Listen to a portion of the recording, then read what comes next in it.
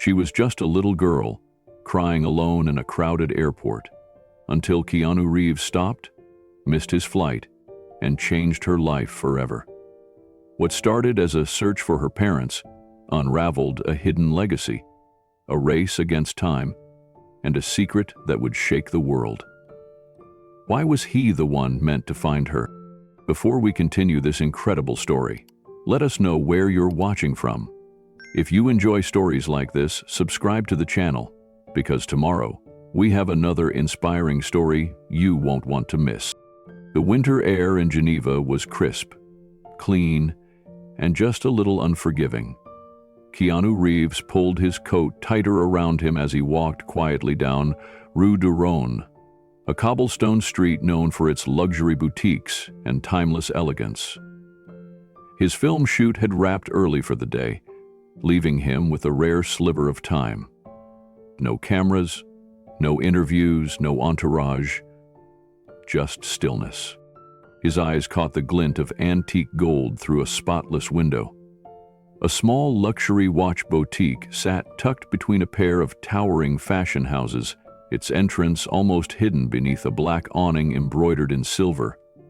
The store looked quiet, almost reverent, like a chapel to time itself.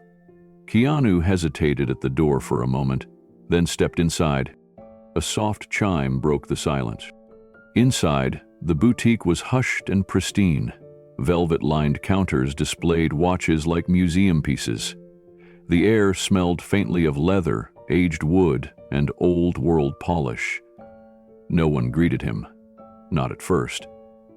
A young clerk behind the counter looked up from his tablet, eyes flicking briefly over Keanu's simple black hoodie, worn boots, and unassuming posture. Then came the look. It was the kind of look Keanu had seen before. Brief, dismissive, the kind people gave when they assumed he wasn't worth their time. The clerk straightened his tie and walked over, slowly. "Can I help you?" he asked, his voice tight with politeness, his smile thin and cold. Keanu nodded gently. "Just browsing. I'm curious about vintage pieces." The clerk barely concealed his sigh. "That section is reserved for serious collectors," he said, gesturing toward the far end of the boutique. "We do have more accessible options here at the front." Keanu said nothing, only offered a small nod as he drifted toward the back anyway. He wasn't here to buy. Not really. Something had simply drawn him in. A quiet instinct. A feeling. He scanned the elegant glass cases, each watch resting like a relic. His eyes moved from piece to piece. 1940s Omega, 1960s Rolex, a limited edition Patek Philippe with a blue enamel face. But stopped, suddenly, at one watch in particular. It was tucked behind another case, slightly off to the side, almost like it didn't want to be noticed. It wasn't flashy, no diamonds, no shine. Just a beautifully aged gold casing, leather strap fraying at the edges, and a cream-colored face with Roman numerals. But it wasn't the watch itself that made Keanu pause. It was the engraving. He leaned closer. The glass was thick, almost museum-grade, but he could still make it out, just barely. On the watch's inner casing, faint but unmistakable, were the words, "Time forgives all things." Something in Keanu's chest shifted. It was a phrase he hadn't heard in years. A line spoken once by someone who had changed his life. A mentor. A man who'd taken a fall on set so Keanu wouldn't have to. A man who had once worn a watch, just like this one. Before he could speak, the clerk appeared beside him again. "That one's not for you," he said, his voice lower now. "That's part of a private collection, not for public sale." Keanu turned to him, calm as ever. "Do you know where it came from?" The clerk smirked. "Let's just say it's out of your league. Clients in your tax bracket don't usually inquire about pieces like that." Keanu let the insult hang in the air. He looked back at the watch. That engraving, that memory. It couldn't be a coincidence. "I understand," he said softly. And then he turned, thanked the clerk politely, and walked out of the store, his mind racing faster than the second hand ticking inside the glass. Outside, the cold bit at his face, but Keanu barely felt it. He stood on the sidewalk, gazing back at the boutique window. The watch was barely visible from this angle, hidden in shadow behind more prominent displays, but he knew it was there. And more than that, he felt it. Time forgives all things. Those words weren't just poetic, they were personal. They came from a man named Alan Herrick, a veteran stunt coordinator who had once taken Keanu under his wing during the chaos of his first major film set. Alan had taught him the difference between real pain and ego, between attention and integrity. He was gruff, loud, and fiercely protective of his crew. And once, when a stunt went wrong, Alan had stepped in, literally taking a fall that was meant for Keanu. Keanu never forgot it. Years later, Alan had given him a quiet piece of advice during a late-night wrap-up on a soundstage in Vancouver. "You'll mess up. People will judge you. And time will pass like it always does," he had said. "But if you live with decency, time forgives all things, even us." Alan had smiled then, adjusting his old gold watch. This watch. Keanu turned from the window, his breath fogging in the air. He needed answers. Back in his hotel room, he opened his laptop and started searching. The boutique's website had no mention of the vintage model. No photos, no listings, no history. It was likely part of a private estate or an acquisition too exclusive to advertise. Keanu made a note of the boutique's name and reached out to a contact in Geneva, Laurent Dubois, a retired watchmaker who had once fixed a watch of Keanu's years ago and remembered every piece like it was a friend. Keanu typed, "Laurent, need help. Saw a watch in a store today. Might have belonged to someone I cared about. Custom engraving. Time forgives all things. Do you know anything?" He hit send and leaned back in the chair, heart pounding. It wasn't about ownership. It wasn't even about sentiment. It was about honor. If that watch really belonged to Alan, and Keanu had a gut feeling it did, it had no business being stashed behind glass, treated like a trophy for the rich. Hours passed. Evening fell over Geneva. Keanu didn't go out for dinner. He didn't return messages from his agent. He just sat with the memory, and that line. At 10:17 p.m., Laurent replied, "I remember that phrase. Old inscription, engraved by hand. One of a kind. I think I serviced that watch once, maybe 12 years ago. If it's the same one, it wasn't meant to be sold. Let's talk tomorrow." Keanu read the message twice. Then he closed his laptop slowly and looked out the window. Some watches were meant to be passed down, not locked away. And some stories refused to stay buried, even beneath layers of time, glass, and gold. The cold air in Geneva whispered through the narrow streets as Keanu stepped out of his modest hotel near Rue de Rhône. Unlike his usual trips, filled with cameras and crowds, this visit was quiet, private, and deeply personal. He wasn't here for a film festival or a promotional event. He wasn't here for interviews or premieres. He was here for a promise. 2 weeks ago, Keanu had received a letter. Not through his agent or studio. This one came directly to him. Handwritten, sealed in an envelope with faded blue ink and a slight smudge near the return address.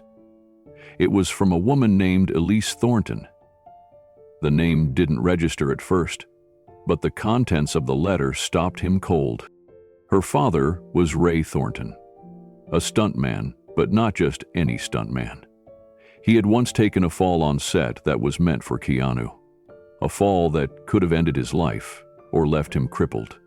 Keanu remembered that day like it had been scorched into his memory.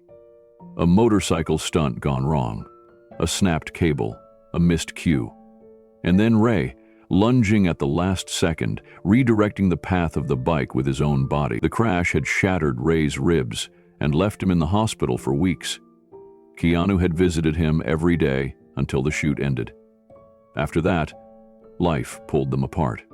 But now, the letter brought Ray back into his life in a way Keanu hadn't expected. "My father always said you were the only actor who saw him as a person," Elise had written. "When he died, it wasn't just sudden. It was strange. The watch he always wore, the one my grandfather gave him, disappeared the night he passed. The police said it was just a break-in, but my father had told me a week before that someone had been asking about that watch, said it held something important, something he never got to finish." The letter had included a photo. It was blurry, scanned from an old film set, but Keanu recognized the watch immediately. Not just the shape or style, but the engraving on the back, barely legible even in the photo. "Time forgives all things." It wasn't just a timepiece. It was a story, a legacy, a clue. She ended her letter with a plea. "I've heard rumors the watch surfaced at a private auction in Europe, Geneva, maybe. I can't go myself. I don't have the money or the means, but you do. If it's still out there, please, bring it back to our family." Keanu didn't hesitate.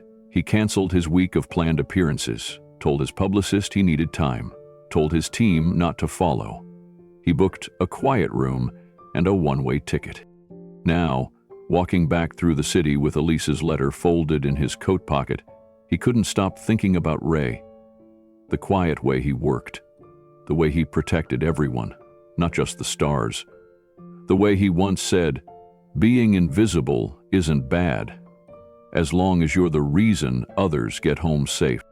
That was the kind of man who deserved better than a forgotten grave and a missing watch. Keanu looked out over the lake as the wind stirred. Somewhere in this city, someone had that watch, and he intended to find it. Keanu walked slowly through the cobblestone alleyways near Geneva's old quarter, his hands tucked deep into the pockets of his coat. The city was beautiful, but he wasn't here for beauty. Every step he took had a weight to it, the kind that only comes when you're chasing something that belongs to someone else. The letter had changed him. Elise hadn't just asked him to find a watch. She'd asked him to carry the burden of memory. And what made it heavier was what she said near the end. "My father kept a journal, but it disappeared too. He told me once that if anything ever happened to him, the watch would tell the truth. I didn't know what that meant until I found an old receipt in a box of his things. It had the logo of a Swiss boutique. That receipt now rested in Keanu's wallet. A high-end boutique he hadn't recognized at first, but when he'd stopped by yesterday just to browse, he saw it. The same watch. It had been tucked behind glass, polished to perfection. No mention of its origin. Just a discreet placard. Private collector's piece. Price upon request. And the engraving was there. "Time forgives all things." That phrase wasn't just poetic. Ray had once used those exact words on set when they were waiting for a delayed shot.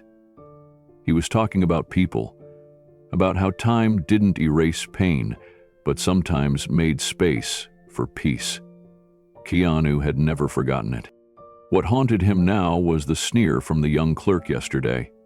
The way the man had glanced at his coat, his shoes, then his face, as if trying to confirm the impossibility that Keanu Reeves would ever need a vintage timepiece.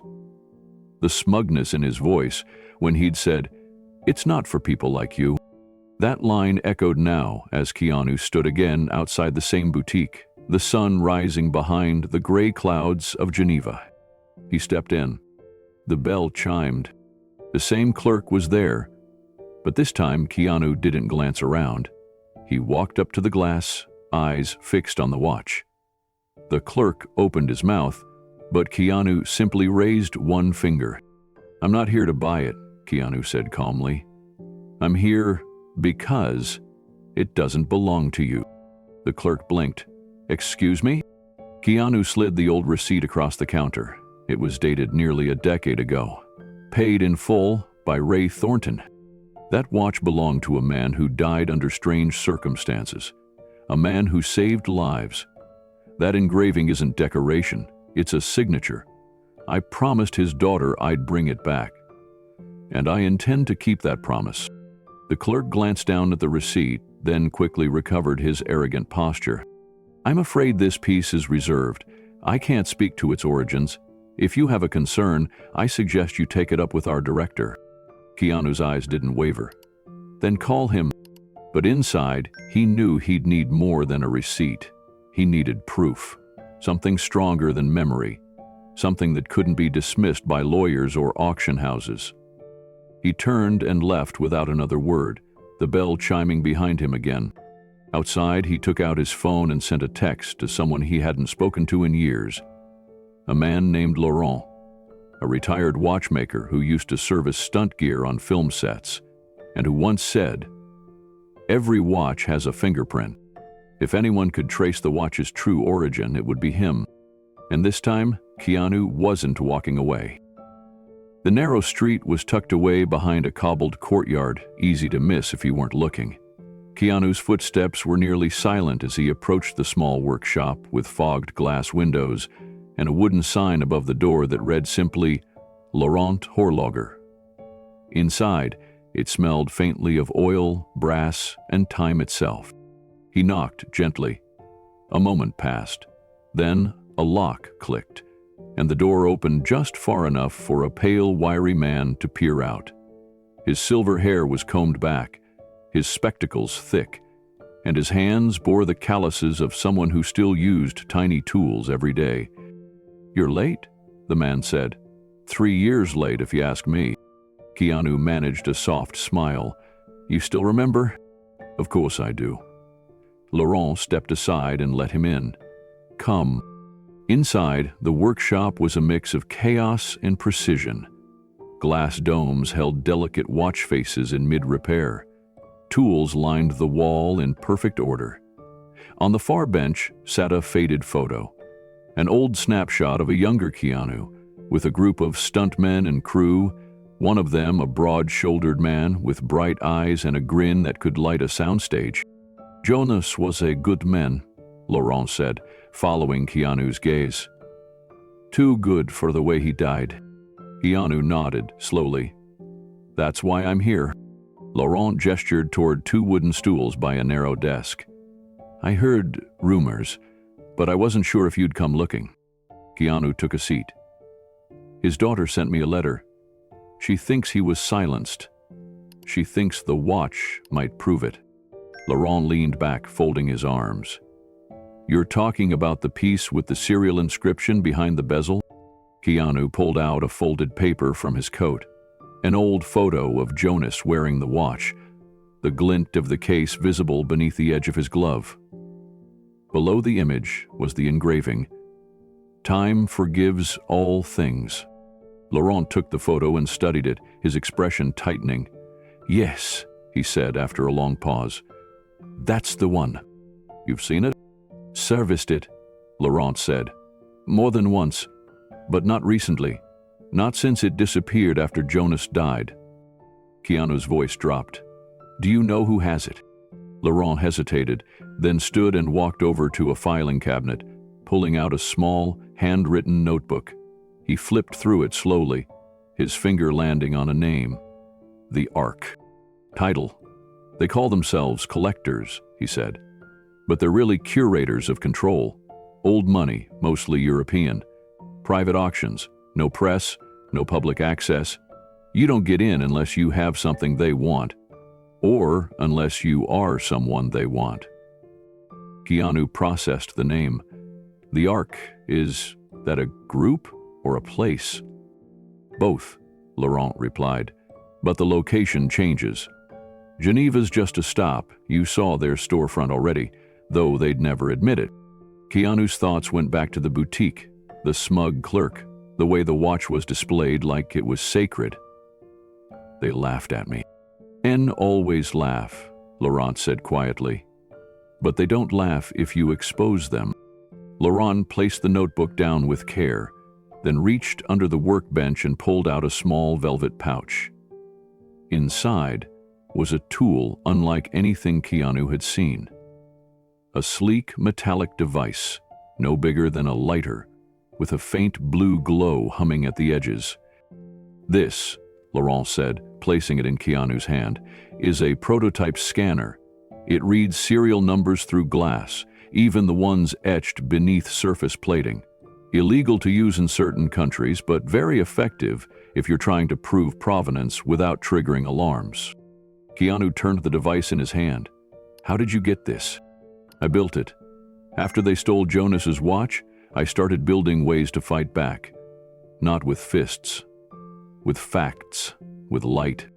He walked over to the window and pulled the shade shut, his voice growing lower. "The Ark buys silence. They've been swallowing stories for years, pocketing artifacts, rewriting legacies, even scrubbing names from industry records. Your mentor wasn't there first. He was just the one who didn't stay quiet." Keanu sat quietly for a moment. "Do you believe he was killed?" Laurent's jaw tightened. "I believe he knew something, and I believe his watch knew it too." That phrase lingered in the air. The weight of it felt heavier than any gold timepiece. Keanu placed the scanner on the bench and leaned forward. "I want to get it back, for her, and for him. But I'm not here to make headlines." Laurent studied him closely. "Then why are you really here?" "Because I made a promise to his daughter," Keanu said, the words steady, "and because I owe Jonas my life." He didn't hesitate when the rig failed. He saw me falling and dove in. Laurent nodded slowly. "That was a 20-foot drop. Concrete below. I remember. He took the hit with his back. Broke 2 ribs, said it was nothing. Didn't even want credit in the dailies." Keanu looked away. He said, "Stars get remembered, but crewmen get erased." "Not anymore," Laurent said. "Not if we do this right." He opened another drawer, this time pulling out a worn envelope. Inside was a single black and white photo. Jonas in a machine shop, seated beside the original blueprint of the watch in question. His signature was on the bottom corner. They tried to remove his name from the patent registration when it changed hands, but this proves he built the prototype before he ever worked for them. Keanu's eyes locked onto the paper. That engraving. "Time forgives all things." He chose those words. "And they hated him for it," Laurent added. "It was too poetic, too human. They said it weakened the design's prestige. But Jonas believed in messages that outlived metal." Keanu stood up slowly, his resolve sharpening. "Then let's get it back." Laurent didn't move.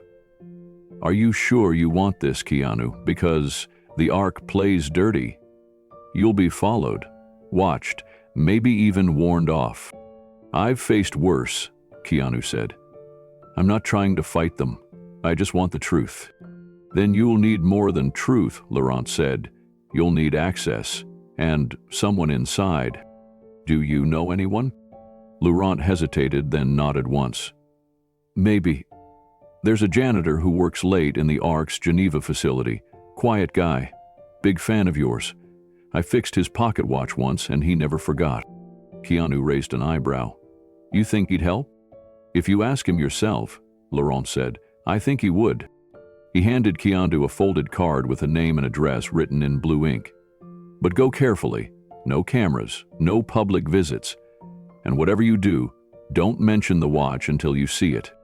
Keanu tucked the card into his jacket. "What's his name?" "Julien. He doesn't say much, but he sees everything." As Keanu walked to the door, Laurent handed him the scanner. "This is yours now. But remember, truth is only dangerous if it's loud. Be quiet, be sh—" Keanu nodded. "And if I find it, photograph the serial, bring it back here, and then we decide how to make noise." Keanu stepped out into the cold Geneva air, heart steady, purpose clear. He hadn't come to Europe for revenge. He came to honor a man who had once stepped into the fire for someone he barely knew. And now it was Keanu's turn. to step into a quieter kind of fire. Behind him, Laurent watched through the narrow blinds, the glow of his workshop returning to silence. Keanu returned to the boutique 2 days later, but this time he didn't enter through the front door. He stood across the street beneath a stone archway, wearing a dark jacket and a scarf that shadowed his features. The rain had just stopped, and the street glistened under the amber glow of the evening lights. Inside the boutique, the sales team moved like chess pieces, rearranging displays, polishing glass, adjusting lighting. Something was different today. A sleek black car pulled up in front, the kind that whispered wealth, not shouted it. The driver stepped out first, tall and uniformed, then opened the back door. A man in his late 50s emerged, sharply dressed in a deep navy overcoat. His posture was perfect, his presence commanding. Even before Keanu recognized him, he knew. This was Victor Sorin. The staff inside rushed to attention.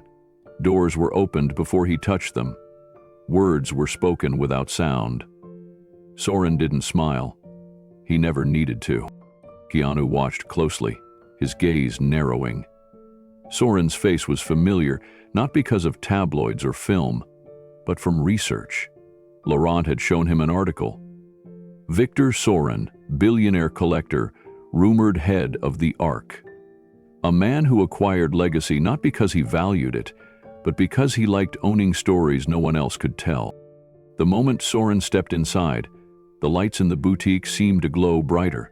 The manager who had scoffed at Keanu 2 days ago now bowed his head like a servant. He led Sorin through a mirrored door at the back, hidden in plain sight. Keanu didn't move right away. He waited, then crossed the street. This time he entered without hesitation. The staff glanced his way, clearly recognizing him, but their expressions quickly shifted to discomfort. He wasn't here to shop. He wasn't here to prove anything. He simply stood, gazing toward the rear of the showroom. A younger staffer approached nervously. "May I help you, sir?" "I'd like to view a timepiece," Keanu said quietly. "In the collector's section." The staffer glanced at the boutique manager, who shook his head firmly. "That room is for invited clientele only," he said. "Private inventory." Keanu didn't argue. He just walked slowly to the glass display near the back, where reflections shimmered like secrets. He waited until the mirrored door opened again. Victor Sorin stepped out. He said nothing to Keanu. He didn't even acknowledge his presence. But Keanu saw the corner of his mouth twitch ever so slightly, as if amused by a ghost that refused to vanish. Sorin nodded once to the manager and disappeared through the front door. The boutique manager turned toward Keanu. "I'm afraid," he said with a smile that didn't reach his eyes, "that the piece you're looking for isn't on display." Keanu looked past him, toward the glint of steel behind the half-shuttered mirror. "You sure about that?" he asked. The manager stiffened. "Even if it were, someone like you would need an invitation just to ask." Keanu held his gaze for a long moment. Then he nodded slowly and stepped back. He wasn't angry. He wasn't shaken. But his eyes lingered one last time on the glass before he walked toward the door. Behind that glass was a 1960S pilot's chronograph, one with a brushed titanium finish and an engraving that had been carefully buffed to near invisibility, but not invisible enough. Keanu had seen it in the reflection. He had seen the words, "Time forgives all things." Outside, the chill of the Geneva air met him like a quiet warning. But Keanu didn't flinch. He turned right, not back toward the hotel, but into the shadows of the alley behind the boutique. From there, he stood behind the building, counting the windows, watching the flicker of light from the private showroom. He wasn't here to break in. That wasn't his way. He was here to confirm something. From this angle, he could see the internal corridor through a partially frosted window. The case was there. Glass, steel, silence. And resting inside it, just as Laurent had described, was the watch. The engraving was faint, but the curve of the font, the style, even the placement, it all matched. That wasn't coincidence. It was his mentor's watch. The same watch that had been on the stuntman's wrist in a photo taken just weeks before his death. A watch that was never returned to his family. A watch said to have disappeared. Keanu stood still, letting the moment settle. The memory of the letter from the mentor's daughter came flooding back. How she had begged him, not just to find the watch, but to uncover the truth. How she believed her father's death hadn't been an accident. A private stunt gone wrong. That's what the report said. But the autopsy was vague. The location, remote. The body, bruised, too clean for the height he was said to have fallen from. And now the watch, resurfaced in a collector's showroom, stripped of provenance, scrubbed of history, displayed as if it never had a soul behind it. Keanu's jaw tightened. He wasn't just here to retrieve a piece of metal. He was here to return a legacy. And if the Ark thought they could erase the story by hiding it behind mirrored glass and velvet ropes, they'd underestimated the wrong man. Back at his hotel, Keanu placed a call to Laurent. "The Mat have it," he said. "I thought so," Laurent replied. "Did they let you near it?" "No, but I saw the engraving." There was a pause. Then Laurent's voice lowered. "If it's really in the Ark's possession, they won't sell it, not unless you're a member, and they don't let people like us in." Keanu sat in silence. "The Monde laughed at you, didn't they?" Laurent added. Keanu didn't answer. He didn't need to. Bailey laughed at me too. Once, when I tried to report a stolen piece I'd serviced years ago, the same art collector brushed it off, said, "History is what we say it is." That's when I stopped trusting collectors. "But not timepieces," Keanu said. "Now, timepieces still tell the truth, even if people don't." That night, Keanu sat alone in his room, holding a faded photo from a stunt rehearsal 20 years ago. In it, his mentor smiled with a split lip and a taped wrist, watch glinting on his arm.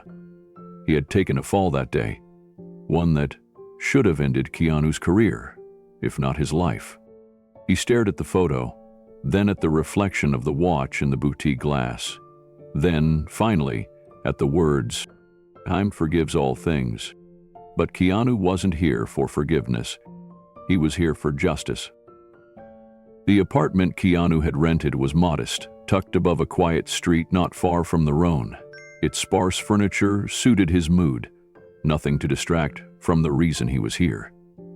He poured a glass of water, then sat by the window, the fading sunlight casting long lines across the wooden floor. On the table before him sat a simple envelope, creased, weathered, and already opened more times than he could count. Inside was the letter, handwritten in blue ink on lined paper. He knew every word now, but something kept drawing him back. A quiet weight lived in those lines, and he hadn't yet shaken the feeling that they were more than a request. They were a plea, a warning. She had written, "I don't know who else to ask. You were the only person he ever trusted in that world, the only one he called family." Keanu unfolded the second page, the scan she had included, a grainy black and white image of a receipt from decades ago, issued by a Los Angeles jeweler. It listed the make and model, along with the unique serial number, and, most haunting of all, the engraved phrase, "Time forgives all things." That watch, locked behind glass in that Geneva showroom, bore the exact engraving. He didn't need further confirmation. The daughter, Emma, had even circled the engraving in red ink, writing beneath it, "This was his. I know it." Keanu looked again at the closing lines of her letter. Holt told me he kept it close on every set, not because it was expensive, but because it reminded him of time. How little of it people like him were given. I was too young to understand. But now I do. After he died, I found an old journal of his. It had names, dates, accidents no one ever talked about, people who were hurt and paid to disappear, stunts that never should have been allowed. He was trying to speak out. Then he was gone. The coroner said heart failure. But I know it wasn't just that. Keanu let the letter fall gently to the table. He leaned back, breath slow, mind racing. The image of the boutique clerk's smirk replayed in his head, but this time it burned less with personal insult and more with resolve. This wasn't about pride. This wasn't even about the watch anymore. It was about a man who once threw himself in front of a fireball rig malfunctioned to shield Keanu's body. A man who limped off set with second-degree burns and still came back the next day with a smile. A man who never had his name in the credits, only bruises on his back, and a family who barely knew how much he had suffered in silence. Now his daughter believed he'd died for speaking the truth. And the only proof that remained was locked in a glass box, mislabeled, misclaimed, and polished like a trophy. Keanu stood, pacing slowly. The gravity of it sank deeper into his chest. This was no longer a recovery mission. It was justice. Delayed, but not denied. If the watch held clues, it had to be seen, photographed, traced. He reached for his phone and sent a single message to Laurent. "I need your help again. This is bigger than we thought." The scan of the receipt was worn, but clear enough. Serial number 3,197,824. Model number, date of purchase, location. It had all the markings Laurent described, down to the engraving, "Time forgives all things." Keanu stared at those 4 words again. They haunted him now in a different way.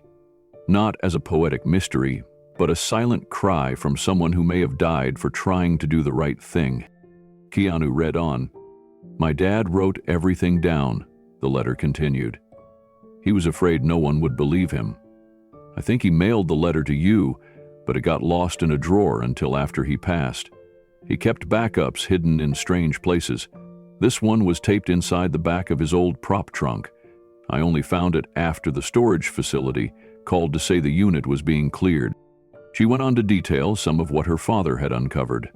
How stuntmen were being pushed to perform without proper safety checks. How injuries were routinely ignored to keep production costs down. How those who complained were quietly blacklisted. Her father had once stood up during a union meeting and named names. Weeks later, he was hospitalized from a fall on set, one that no one could clearly explain. And 3 months after that, he was gone. "I don't know if it was an accident," she wrote, "but something in my heart tells me it wasn't." Keanu set the letter down and looked out the window. The lights of Geneva glowed softly across the lake, reflecting a city at peace. But somewhere behind that polished surface, something ugly was hiding. Something that didn't want the past to be questioned. He turned back to the documents, scanning every detail, hoping for something, anything, that could connect the watch to more than just sentiment. And then he saw it. A notation on the receipt, "Inspected post-stunt," dated just 1 week before the accident that took her father's life. That couldn't be coincidence. Keanu took a photo of the receipt and uploaded it to a secure folder. Then he opened a blank note on his laptop and started documenting everything. Dates, names, clues. If anyone tried to silence this again, there would be backups in multiple places. He sat still for a long moment, the silence in the apartment wrapping around him like a question. Was he ready for what came next? He wasn't a lawyer. He wasn't a journalist. He wasn't even sure if he could prove any of it in court. But he had something else. His word. And his word, especially to the man who once took a hard fall so Keanu could finish a movie on time, was unbreakable. This wasn't just about a watch. This was about a man's name and a daughter who deserved to know the truth. About an industry that often treated the quietest workers as disposable. And about how even decades later, What we choose to ignore continues to shape the lives we live. Keanu looked again at the engraving, its image now glowing on his screen. Time forgives all things, but not without someone fighting to remember.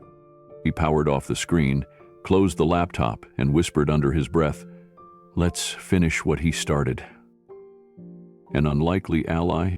Keanu returned to Laurent's workshop just after sunrise. The old watchmaker was already at his bench, bent over a delicate movement, the morning light spilling through dusty blinds.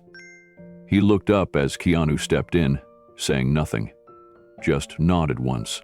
Keanu laid the folded receipt and Emma's letter on the table. She believes her father died trying to expose something. I think this watch is part of that.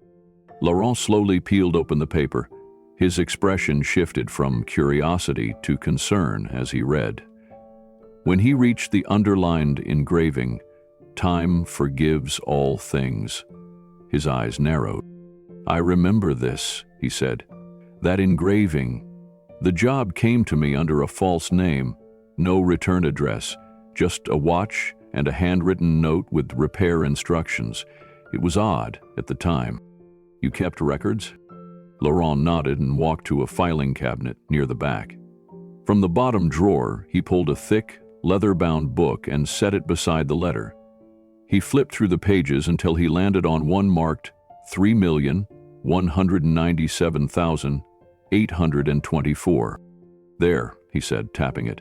"That's your proof. This is the same piece." Keanu studied the entry, heart tightening. The receipt, the engraving, the serial number, everything aligned. Laurent leaned back, arms crossed. "You think this is more than theft?" "I think someone wanted to erase who he was." She believes he was silenced after speaking out against the industry. Laurent exhaled slowly. "He came to me with that watch. His hands were burned, deep scars. He wore gloves, but I noticed. He didn't say much, just left instructions. Now I know why." Keanu nodded. He was scared, but he still left a trail. A silence settled between them. Laurent stared at the page as if seeing an old ghost. Then he said, "If you can get close to that watch, I can prove beyond doubt that it's his. You'd help me do that? Only if you promise not just to recover the watch, but to return what they stole." Keanu didn't hesitate. "I promise." Laurent moved to a locked drawer beneath his workbench and retrieved a small black case. Inside was a compact device that looked like an old jeweler's loupe, but with a modern twist. Micro LEDs along the rim and a USB-C port tucked into its side. "This is a non-invasive scanner," he explained, "designed to read subsurface serials. If you get close enough, 10 inches or less, it'll capture the engraving, even if it's been polished over." Keanu examined the tool, its size deceptive. It felt light in his hand, but the weight of what it could do settled on him like armor. "It saves directly to a drive?" Laurent handed him a small, encrypted stick. "Automatic upload the moment it finishes scanning. Plug it in anywhere, and it backs up to a cloud server I control. If anything happens, the data survives." Keanu nodded, grateful for the precision. "I don't just want a photo. I want undeniable proof." "You'll have it," Laurent said. "But once you use this, you'll trigger alarms. If not literal, then political. You're about to expose people who don't lose quietly." Keanu met his eyes. "I'm not doing this alone. If anything happens to me, there are backups, people who will carry it through." Laurent studied him for a moment, then gave a faint smile. "He trusted you for a reason." Keanu slipped the device into his coat pocket. The scanner, the logbook scans, and the original documents were all now part of a larger chain, a truth carefully pieced together. But none of it would matter if they couldn't connect it directly to the watch in the boutique's showroom. Laurent added one last instruction. "Keep it steady. Let the scanner do the work. Don't rush, And when you bring the data back, I'll verify everything, and then we lock it in." Keanu turned to leave, then paused. "Why are you helping me now?" Laurent glanced at the worn photo of Emma's father, still pinned to the wall behind his bench. "Because someone remembered him. That's more than most get." Keanu didn't reply. He simply nodded and stepped into the fading afternoon, the weight of memory and mission carrying him forward. Keanu returned to his apartment and laid the scanner on the kitchen counter like it was something sacred. He didn't unpack anything else, just stood there, eyes on the small black device, the promise it carried heavy in the room. He poured a glass of water but didn't drink it. Instead, he walked to the window and stared out at the lights of Geneva, blinking softly over the lake. The city moved calmly around him, unaware of the quiet storm about to begin. His phone buzzed. It was Emma. "Did you find anything?" Keanu typed slowly, "Yes." The watch was his. "We have proof. I'm going to get the scan tomorrow." Oh, a pause. Then her reply. "I can't believe this is happening. He always told me that if something ever felt wrong, I had to find someone who would listen. I just never thought it would be you." Keanu reread her message twice. Then he sat down, opened his laptop, and added a new entry to the secure folder. A detailed timeline of events. Dates, names, the scanned receipt, the logbook image, and a copy of Laurent's statement. He added a second password layer, then shared access with 2 trusted contacts across the world, one in Los Angeles, another in Toronto. If anyone tried to stop this story, they'd have to erase more than one person. Finally, he took the old photo of Emma's father and slipped it into the inside pocket of his jacket. He wasn't ready for everything that might come, but he was prepared enough. And that had to be enough. Before heading to bed, he opened his notes one last time and wrote, "Tomorrow, I go back to the place where they tried to erase him. Not for vengeance, for remembrance, for a daughter, for the truth that survived in silence." He closed the laptop, then the light, and with quiet resolve, he whispered to the dark, "I'm coming for it." Keanu sat at the small desk in his apartment, the city of Geneva humming faintly outside the window. A blank notepad lay in front of him, its pages slowly filling with quiet purpose. Every word he wrote was a step forward, every arrow and circle part of something larger. This wasn't improvisation. It was precision. He had one chance to get close to the watch, scan the serial number, and walk out without setting off alarm. There wouldn't be a second. He needed to look like someone who belonged in that showroom, someone too rich and eccentric to question. The Ark didn't respect humility.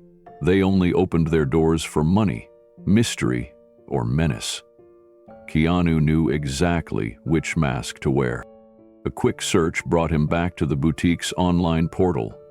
There it was, VIP services, appointments by inquiry only, private viewings reserved for serious collectors. That same gatekeeping language, the kind used to keep the unwanted out, the kind Emma's father would have laughed at, then walked away from. Keanu filled out the digital request form using an alias he hadn't touched in years. Anton Devereaux. It was just obscure enough to avoid attention, yet familiar to certain databases. Occupation, private investor. Oligarchy, Armitage Holdings. Interests, horology, early 20th century maritime clocks, and American vintage pieces. He kept the tone confident, bordering on demanding. Then he added the hook, the real reason he'd be allowed inside. "I'm particularly curious about the 1960s American piece in your possession. It features the engraving, 'Time forgives all things.' I believe it may complete a set I've spent decades acquiring." Before hitting send, Keanu double-checked every line. Grammar, tone, IP address routing. Then he clicked submit and leaned back, the cursor blinking on an empty screen. 2 hours passed. Then the reply came. Polite, curious, eager even. The store's manager welcomed Mr. Devereaux to a private appointment that Friday at 5:00 p.m., champagne and exclusive access included. He'd be escorted to the VIP showroom personally. Keanu stared at the confirmation email for a long moment, then closed his laptop and walked to the window. The trap was set. Now came the tools. He met Laurent later that evening behind the watchmaker's shop, where the alley was quiet and the shadows tall.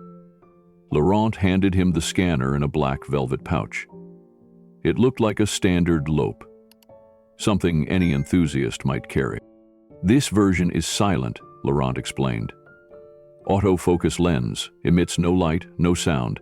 Just press and hold for 5 seconds while aiming at the serial. The scan uploads instantly to the flash drive. If something goes wrong, it still saves locally."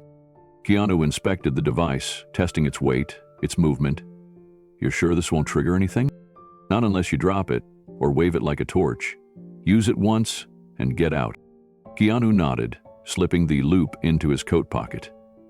"I've got one more variable to handle." Laurent raised an eyebrow. "Which is?" "Access, after the showroom closes." Laurent frowned. "That won't be easy." Keanu looked over his shoulder at the glowing windows of the boutique in the distance. "Then I'll have to find someone inside who still believes in people." The next day, Keanu returned to the boutique, not as Anton Devereaux, not yet, but as himself.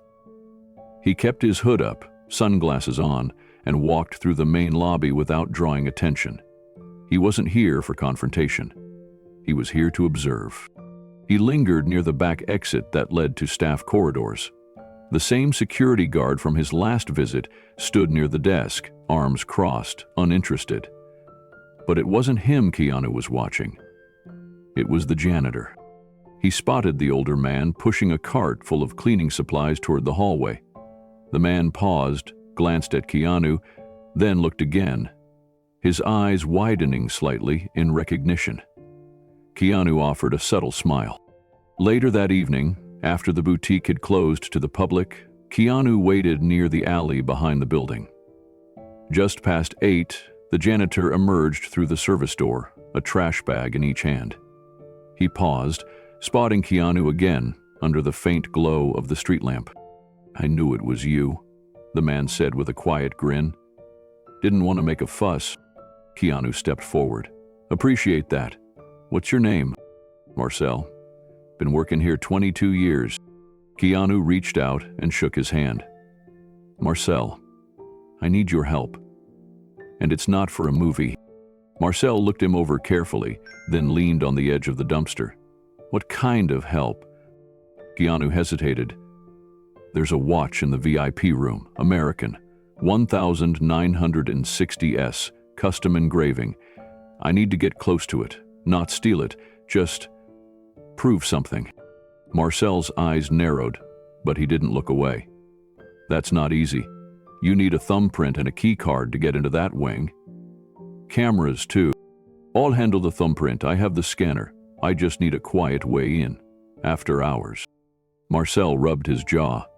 "You're lucky. Fridays, the showroom is cleaned after the gala setups. I'm scheduled then. I can walk you in while I clean. No cameras on the cleaning route until after 6:30. Keanu exhaled slowly. "That's enough."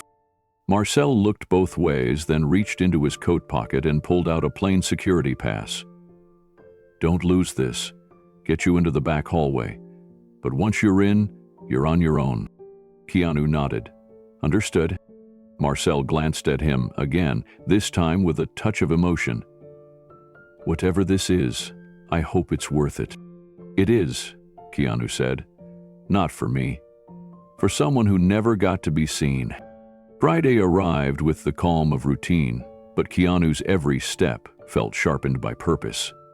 He arrived precisely at 5:00 p.m., dressed as Anton Devereaux, blazer, silk scarf, polished shoes. Nothing extravagant, but curated. The kind of look that whispered wealth without shouting for it. A hostess welcomed him with a deferential smile and guided him into the boutique's inner wing. The champagne came first, then the questions. He spoke little, answered only what he had to. "Private collector," he said. "Inherited pieces, always searching for the missing ones." When they reached the VIP showroom, the director unlocked the case with a discreet swipe of his card. Inside, gleaming under spotlighted glass, was the watch. Keanu leaned in. There it was. Time forgives all things. He asked for privacy to absorb the moment, claiming he preferred to study pieces in silence. The staff obliged, temporarily. But that wasn't his moment, not yet. At exactly 6:15 p.m., Keanu returned through the alley entrance, hoodie up, identity stripped. Marcel was waiting. "You've got 30 minutes, Marcel whispered, unlocking the back hallway. Keanu moved quickly, ducking through side corridors until he reached the velvet-draped showroom. The case was still there, the watch still inside. Lights dimmed, alarms armed, but the cleaning override gave him a short window. He slipped the scanner from his pocket and knelt in front of the glass. Slowly, carefully, he lifted it to the lower right corner of the display. One breath. Two. The soft internal vibration of the scan kicked in. No beeping, no light. Then, complete. He tapped the side of the scanner. A soft click confirmed the upload to the encrypted drive. But as he turned to leave, the overhead lights flared on. A voice behind him barked, "Hands up!"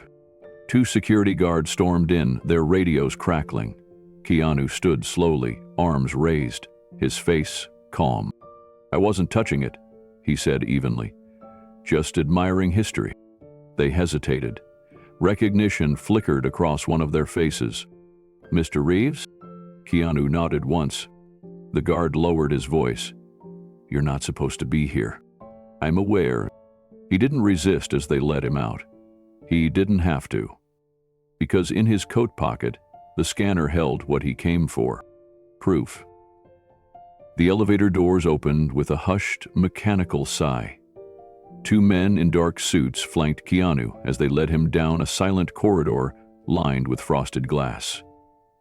There was no shouting, no cuffs, just the quiet, unsettling calm of something rehearsed, something powerful. At the end of the hallway, a heavy oak door swung open. Inside, the room was sterile and corporate. Walls bare, a long polished table at the center, and a single man seated at the far end. Victor Soren. Every inch of him screamed control. Tailored navy suit, white gold cufflinks, a faint smirk that barely moved. Keanu stepped inside, shoulders straight. The guards closed the door behind him. Victor didn't stand. He gestured toward the seat across from him. "Mr. Reeves, or do you prefer Mr. Devereaux today?" Keanu said nothing. He sat. Victor leaned back, folding his hands. "I must admit, I didn't expect this level of commitment. Most people get one glance behind the curtain and walk away, but not you." Keanu kept his gaze steady. "I didn't come here to be impressed." Victor smiled. "No, you came here to steal a memory, one we purchased legally, preserved, protected. But I see now, this is personal." Keanu remained silent. Victor tapped a folder in front of him. "The watch. You scanned it. We knew the second you did. Motion alert, pulse shift in the display case. You were careful, but not enough." He slid the folder across the table. Keanu didn't open it. Victor continued, voice smooth and cold. "Inside, you'll find 3 documents. The first is a cease and desist. The second, a lawsuit prepared in your name for trespassing and attempted corporate theft. The third pertains to the girl." Keanu's jaw tightened. Victor tilted his head. "Emma Rayner? 27. Lives alone. Makes modest income. Recently accessed classified union documents linked to her father. If this goes public, so do her records. Medical, financial, even personal communications. You may not care about your own reputation, but hers?" He let the words hang. Keanu finally spoke. You are threatening a daughter who wants the truth about her father." Victor smiled again. "I'm giving you a chance to protect her." Then he leaned forward. "5 million. You walk away, publicly declare the watch a misunderstanding. The Ark donates it to a museum, and everyone forgets the name Jack Rayner." Keanu's voice was low. "I don't want your money." Victor's eyes narrowed slightly, though his smile never fully faded. "It's not about money, then. Very well. Legacy, perhaps? Justice?" He paused and adjusted his cufflink. "Let me explain something to you, Mr. Reeves. The people I represent, people like me, we don't lose. We don't argue in the streets or hold up signs. We dissolve problems, quietly." Keanu didn't flinch. He opened the folder slowly. The first page bore a crisp, formal letterhead. Legal jargon, accusations, civil penalties, threats of criminal charges. The second page named him directly, time-stamped surveillance stills from the showroom, annotated by a law firm. The third page was what stopped him. Emma's name, highlighted emails, a list of internal communications she had forwarded to her private account, documents connected to her father's stunt union grievances, schedules, injury reports, risk violations. None of it public, not yet. "You've been watching her," Keanu said, voice colder now. Victor nodded without shame. "She's been searching for answers. We can't allow misinformation to spread. She's vulnerable. You've given her hope. That makes her dangerous." Keanu looked at the last document, a photograph of Emma sitting on a park bench.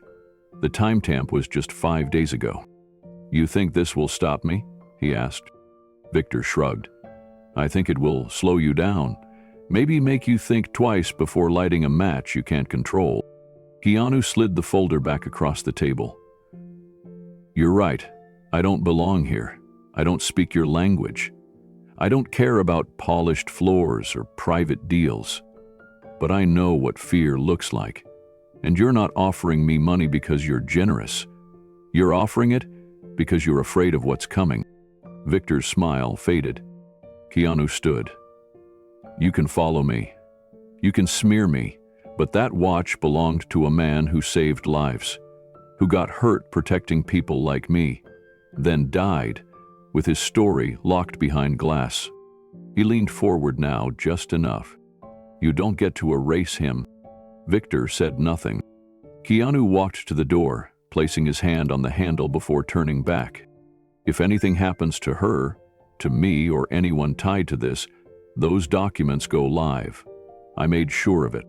Victor's voice came softly from the other end of the room. "You're making a mistake." Keanu didn't answer. He opened the door and stepped into the hallway, the weight of silence following him like a shadow. Keanu didn't stop walking until he reached the elevator. The 2 guards who had escorted him earlier stood nearby, stone-faced. One pressed the call button without a word. As the doors opened, Keanu stepped inside, alone. He didn't look back. As the elevator descended, his hand tightened slightly around the pocket that held the scanner drive. It was still there, untouched. Inside it, the proof that the watch had belonged to Jack Rayner. A small detail, etched in metal, but now more powerful than ever. Because behind that number was a story Victor Soren had tried to bury with fear. And Keanu wasn't afraid anymore. When he stepped outside, the city's dusk had settled into a soft violet haze. Streetlights flickered to life. The traffic moved in quiet rhythm. But something in the air had shifted. This wasn't just a personal mission anymore. It was war by quieter means. He made one stop before returning to the apartment. At a print shop on Rue de Montchou, he handed over a file and waited as the clerk prepared 3 sealed envelopes. Each contained printed copies of the scan, the receipt, Laurent's logbook entry, and Victor's legal threats. Each was labeled simply, Jack Rayner, Evidence. He addressed one to Emma, one to Clara Deschamps in Paris, and the third he kept. By the time he reached his apartment, his phone had buzzed twice. One message was from a blocked number. "Think carefully.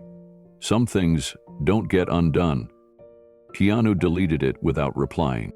The second was from Emma. "Are you okay? Something feels off today. I just wanted to check." Keanu stared at the screen for a long time before typing. "They know we're getting close. That means we're finally in the right place. Stay strong. You're not alone in this."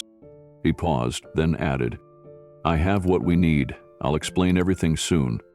He powered down the phone and set it on the table beside the envelope addressed to her. Outside, a siren wailed somewhere in the distance, but it faded quickly, swallowed by the night. Keanu poured a glass of water and stood by the window. He looked out over Geneva. Not as a visitor, not as a star, but as a man standing between the past and the truth. The boardroom hadn't broken him. It had confirmed everything. Victor Sorin didn't want a watch. He wanted silence, and Keanu had already decided he would never give it to him. The train to Paris cut through the French countryside beneath a gray morning sky. Keanu sat by the window, a simple leather bag at his feet, the evidence packed carefully inside. The hum of the carriage offered no comfort. This meeting wasn't just a formality. It was the next step in a battle he couldn't fight alone. Clara Deschamps was waiting at Gare de Lyon when he arrived. She wore a long navy coat, her hair tied back, sunglasses perched low. She moved with the calm precision of someone used to being watched. Years ago, she had exposed a string of pharmaceutical corruption cases. She was fearless, methodical, and blacklisted for it. She didn't shake Keanu's hand. Instead, she gestured toward a black car idling at the curb. "We talk somewhere secure." They drove in silence to a quiet apartment above a florist's shop. Inside, Clara closed the blinds, activated 2 signal jammers, and gestured for Keanu to place his bag on the table. "Start from the beginning," she said. Keanu laid out the documents, the receipt with the engraved phrase, the scan of the serial number, Laurent's logbook entry, the photos of the watch, and the legal threats Victor Sorin had delivered. He placed Emma's letter on top last, careful not to fold its edges. Clara read in silence for nearly half an hour. When she finally looked up, her expression had hardened. "They've buried him. They buried the watch. And they buried the industry wounds he tried to expose." She tapped Emma's letter. "This is strong. But if we go public, it has to be airtight. One loose thread, and they'll spin it as conspiracy. Or worse, defamation." "I understand," Keanu said. "I didn't come here to start a fire I couldn't put out." She walked to a small safe in the corner, retrieved a thick manila folder, and slid it toward him. "I've been tracking the Ark for 3 years. Front companies, offshore accounts, private auctions that disappear from the ledger. What I didn't have was a name that linked it to something human." Clara's voice softened for the first time. "Until now." She opened her laptop, revealing a planning board on screen. Timelines, contact lists, broadcast schedules. "We hit them in daylight," she said. "Article, documentary, public confrontation. All at once." Keanu nodded. "I'll do it, whatever it takes." They worked through the night. Clara recorded Keanu's full testimony twice. One version for public release, one for the archive, time-stamped and legally protected. She captured every detail in his own words. How he received Emma's letter, the clues inside the receipt, the meeting with Laurent, the scanner, and finally, the boardroom threats. She was clinical but not cold. At every turn, she checked the emotion behind the facts, not just the narrative. "People won't just need the truth," she said. "They'll need to feel it." By morning, they had mapped out a 2-phase strategy. First, Clara would write a long-form exposé for a Paris-based outlet that still dared to publish without filters. The article would include verified images, timelines, and interviews, with names redacted, except for Keanu's. The second phase was a 30-minute documentary already in production. Clara had worked with a crew of freelancers, exiled journalists, some former war correspondents, who were used to operating in high-risk environments. Together, they would film the confrontation at the Geneva boutique. "It has to be clean," she explained. "You walk in with a crew. You don't demand, you don't accuse. You ask for the watch, present the documentation, and let them react. That footage will tell the world everything we can." Keanu nodded. "When?" "2 days. That gives me time to finish the first draft, push it to syndicates, and finalize legal protections for the footage." She paused, then added, "But I won't lie. Once this goes live, you'll be targeted again, maybe worse." Keanu leaned back in his chair. "I'm not afraid of them anymore." Clara looked at him closely, then nodded. "All right, let's burn it all down." That evening, they walked along the Seine in silence. The city lights reflected across the water, their glow gentle against the rushing current. Keanu carried the folder under his coat, a weight he had grown used to. "This story," Clara said as they reached a bridge, "it's not just about the watch. It's about who gets remembered and who gets erased." Keanu stopped walking. "Then let's make sure the right person is remembered." She offered a rare smile. "We will, in broad daylight." 2 days later, Keanu stood in front of the boutique again. But this time, he wasn't alone. A camera crew waited discreetly across the street, tucked behind a delivery van. Clara stood beside them, earpiece in, eyes sharp. Everything had been rehearsed. Every camera angle planned. Microphones tested. Backup batteries charged. There would be no second take. Keanu stepped forward in a tailored gray coat, the same leather bag at his side. The sky above Geneva was clear, the air quiet. He pushed open the door and walked inside. The boutique had the same sterile elegance: marble floors, polished glass, a soft classical track hummed from hidden speakers. The front clerk recognized him immediately. Her eyes flickered with something between confusion and dread. "I'd like to speak to the manager," Keanu said calmly. She stammered. "Do you have an appointment?" He opened the bag slowly and pulled out the original receipt, now laminated, the serial number circled in red. "I believe you have something that belongs to someone else." Moments later, 2 men in suits appeared from the back. One of them was the same director who had led him into the VIP room days earlier. His voice was quiet but tense. "Mr. Reeves, if this is about your previous visit..." Keanu unfolded the scan next, placing it gently beside the receipt. "I'm here to return something, not take it." The man stared at the documents, unsure how to proceed. Then the doors opened again. Clara walked in, followed by the crew. 3 cameras, 1 boom mic, 2 reporters holding press badges. The boutique erupted in whispers. "Are we being filmed?" one staffer hissed. "You are now," Clara said. "This is a public investigation into an artifact of disputed origin. You're welcome to issue a statement at any time." Keanu looked at the case where the watch still sat. The same engraving faced him through the glass. "Time forgives all things." He turned back to the manager. "Would you like to comment before this goes live?" The man said nothing. Across the street, the camera feed streamed directly to a secured server in Paris. Keanu stepped back, letting the moment unfold. No raised voices, no dramatic exit, just silence and truth, finally stepping into the light. The Geneva Watch Gala was held beneath a dome of glass and gold. Hosted annually by the city's most exclusive boutique, the event drew collectors, executives, and celebrities from across Europe. Crystal chandeliers sparkled overhead. Champagne flowed freely, but this year, beneath the surface, tension ran like an electric current. Keanu Reeves walked through the front entrance without a publicist, without a tuxedo, and without a single piece of jewelry.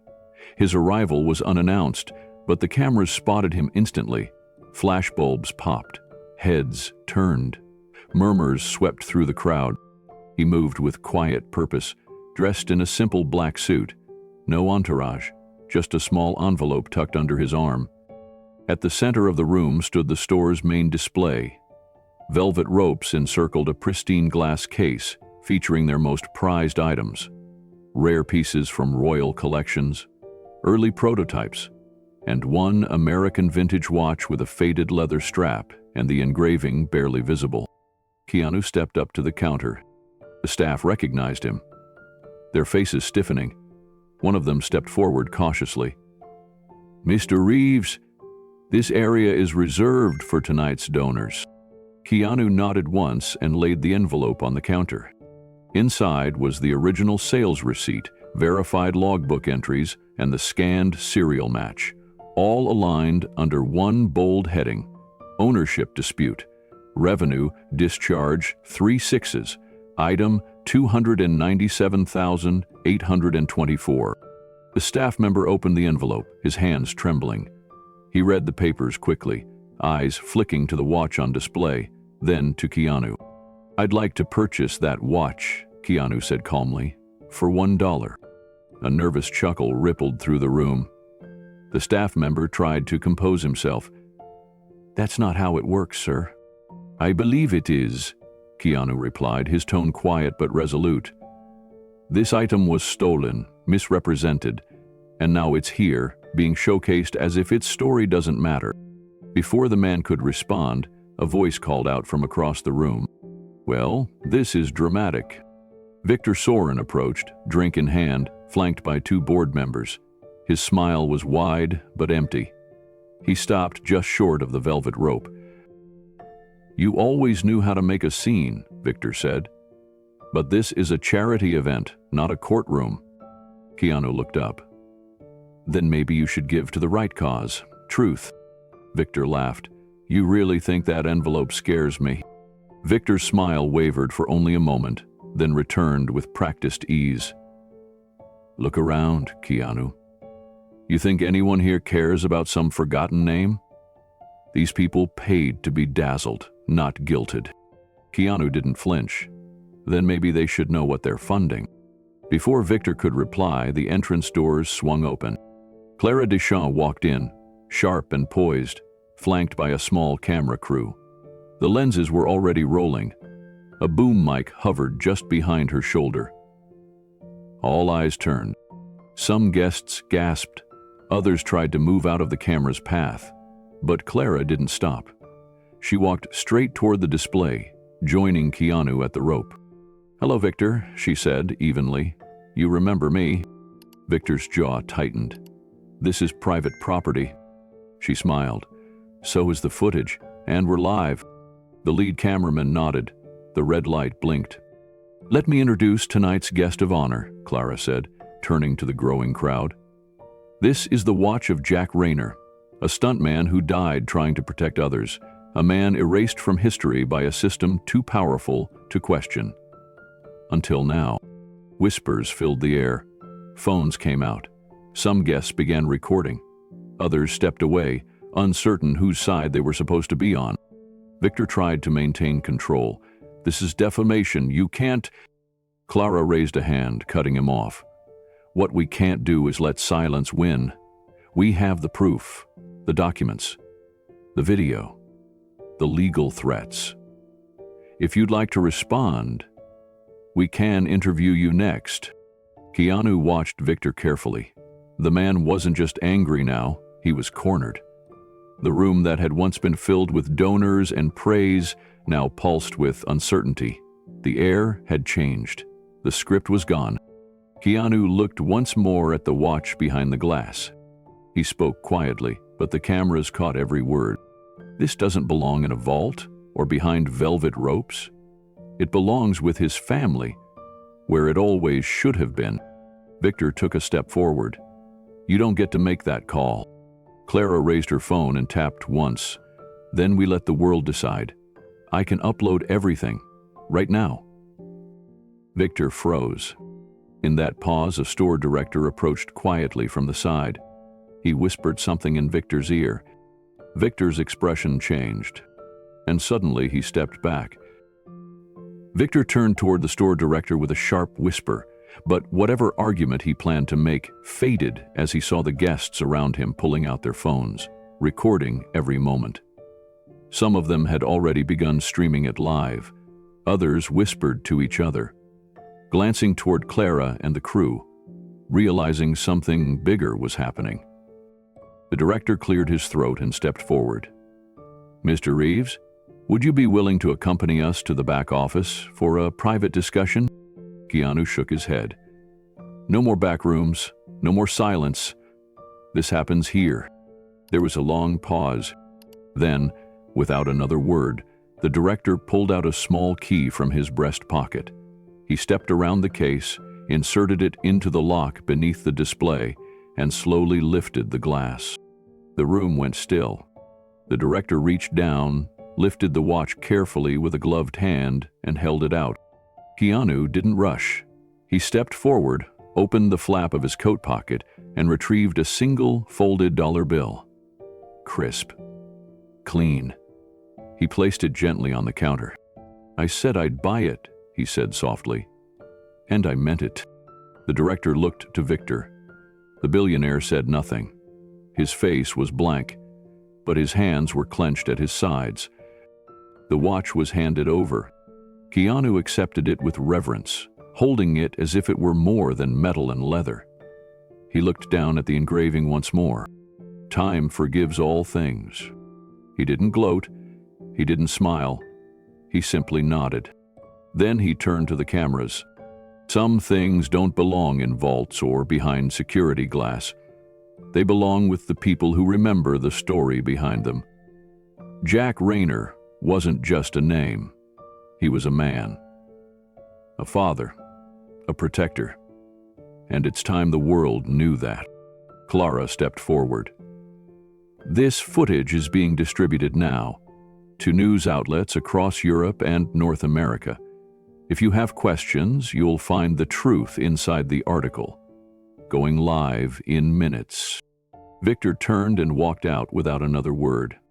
As the guests slowly began to applaud, some politely, others with real emotion, Keanu slipped the watch into the inside pocket of his jacket. He didn't stay for drinks. He didn't stay for photos. He had a promise to keep, and someone waiting to receive what never should have been taken. The small Canadian town sat beneath a gray sky, wrapped in stillness. Rows of modest houses lined quiet streets, most with shingled roofs and weathered porches. Keanu stood outside one of them, a pale green bungalow with flower boxes that hadn't yet seen spring. He held the watch in one hand, tucked inside a felt pouch, his fingers curling gently around the softness of it. Emma opened the door before he could knock. She was in her late 20s, hair tied back, sweater sleeves pushed to her elbows. Her eyes, nervous and red-rimmed, brightened with something halfway between relief and disbelief the moment she saw him. "You really came," she said, her voice barely above a whisper. Keanu nodded once. "I said I would." She stepped aside, letting him in. The house was small, lived in, filled with the scent of fresh coffee and the hum of an old radio playing somewhere in the kitchen. A stack of books leaned against the wall, most of them biographies and memoirs. On the coffee table was a black and white photo of her father, grinning wide, arms around a group of stuntmen on a dusty set. They sat on the couch. For a while, neither of them spoke. Keanu reached into his coat and pulled out the watch. She gasped softly when he placed it in her hands. This is it. The way she cradled it, like something sacred, told him everything. She traced the worn leather band with trembling fingers, then turned it to read the inscription. Her eyes filled. "I thought I'd never see it again," she said. "I thought maybe it was just a story he told me." "It's real," Keanu said quietly. "All of it." She looked up at him. "They didn't want anyone to know, did they?" "No, but now they can't hide it." Ugh. She nodded slowly, then gave a soft laugh through the tears. "He used to talk about you all the time. Said you were the only star who ever saw the crew, not just looked at them, really saw them." Keanu's throat tightened. "He saved me once, on a set. A pyrotechnic rig misfired. He didn't even think." just threw his body in the way. "I remember the scar," she whispered. "I remember asking him what happened. He said, 'Just a good day's work.'" Emma turned the watch over again, then placed it gently on the table in front of her, like laying down a piece of her father. The ticking was faint, but steady. She wiped her eyes with the sleeve of her sweater, trying to hold her composure. "I always thought he was just tough," she said. "The way he'd come home limping, or with burns on his arms. I didn't realize how much he gave until after he was gone." Keanu nodded. "He carried more than the weight of stunts. He carried silence about the way things were, about what they did to people like him." Emma leaned forward. "After he died, I found his old journals, tucked in a box with VHS tapes, stunt contracts, little notes scribbled in the margins. He never stopped paying attention, even when it wasn't his job, always trying to change things," Keanu said, "even if he didn't think he'd win." Emma looked at him again. "Why did you do all this? Why not just let it go?" Keanu thought for a moment. "Because he didn't deserve to disappear. And because you asked. You believed him." She smiled, tired but grateful. "I didn't know who else to turn to. Everyone said it was just an accident, that I was making it into something it wasn't." "You weren't," Keanu said firmly. "You were the only one willing to listen to what didn't feel right." Emma looked toward the photo on the table. He would have liked this moment. Not the press or the noise. Just sitting here with the truth finally being seen. Keanu followed her gaze. He didn't ask for attention. He just wanted to be remembered for who he was. There was a pause. Emma reached for a small wooden box beside the couch. She opened it and pulled out an old film canister. This was his last tape. One of his friends mailed it to him after they wrapped a shoot in Arizona. He never got to watch it. Keanu gently took the canister. "Would you mind if I had it digitized?" She nodded. "Maybe there's something on it. Maybe not. But it's a piece of him." They sat in silence for a while, the ticking of the watch filling the quiet. Outside, the wind brushed against the porch, and the first flakes of spring snow began to fall. As the snow drifted outside, Emma placed the watch into a small, velvet-lined box. Her hands lingered on the lid for a moment before she closed it, as if sealing something sacred back into time. "I don't know what happens next," she said softly. "You live," Keanu replied. "You carry his story forward, not for the world, just for you. That's enough." Emma leaned back into the couch, nodding slowly. "He used to say, 'The job's not about being seen. It's about making something worth seeing.'" Keanu smiled faintly. He did. He stood, careful not to disturb the quiet that had settled between them. She rose with him, the air between them filled with everything that didn't need to be said. There was no press waiting outside, no cameras. Just the two of them and the truth that had been restored. At the door, she held out her hand, but he opened his arms instead. They hugged, and it was the kind of hug born from years of silence breaking. Not loud, not desperate, just true. When they let go, she whispered, "He'd be proud of you." Keanu's jaw clenched. He gave her a nod, eyes shining but steady. "I'm proud of him." She watched from the porch as he walked down the path, his coat catching the wind, his steps slow but full of peace. No urgency now, no mission left unfinished. Just the quiet rhythm of someone who had finally kept a promise. As he reached the end of the walkway, she called after him, voice catching in her throat. "Keanu." He turned. He held up the box with the watch inside. "Thank you for giving back something the world tried to forget." He nodded once more. No speech, no farewell, just a final look filled with the kind of weight words couldn't carry. Then he turned, stepped into the falling snow, and disappeared down the street. Inside, Emma sat on the couch again, holding the box to her chest. And for the first time in years, she let the tears come. Not from grief, but from the relief of knowing that her father's name, his story, and his time had finally been returned. The article dropped at sunrise. Clara's exposé appeared on 3 major independent news outlets across North America and Europe. The title was simple: "The Watch They Tried to Bury."